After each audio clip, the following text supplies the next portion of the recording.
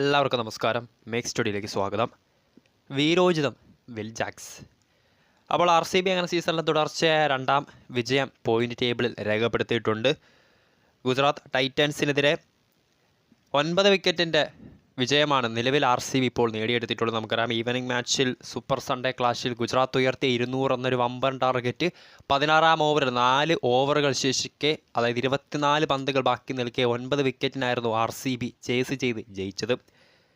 മത്സരത്തിൽ എടുത്തു പറയേണ്ട പ്രകടനം കാഴ്ചവെച്ച താരമാണ് വിൽ ജാക്സ്. തൻ്റെ ആ ഒരു IPL കരിയറിലെ ആദ്യ സെഞ്ചുറി ഇന്ന് ഗുജറാത്തിനെതിരെ നേടിയിട്ടുണ്ടായിരുന്നു.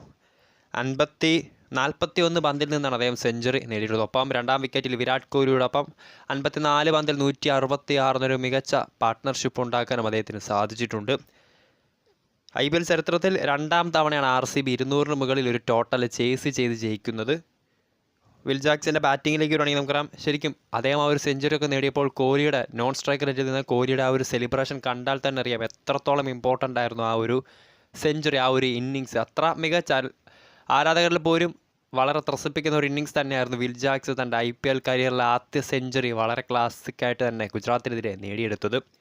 ആദ്യം 31 പന്തിൽ 50 റൺസ് തൻ്റെ ആദ്യ 50 പൂർത്തിയാക്കും. പിന്നീടുള്ള 10 പന്തിൽ നിന്നാണ് അദ്ദേഹം സെഞ്ചുറി പൂർത്തിയാക്കിയത്.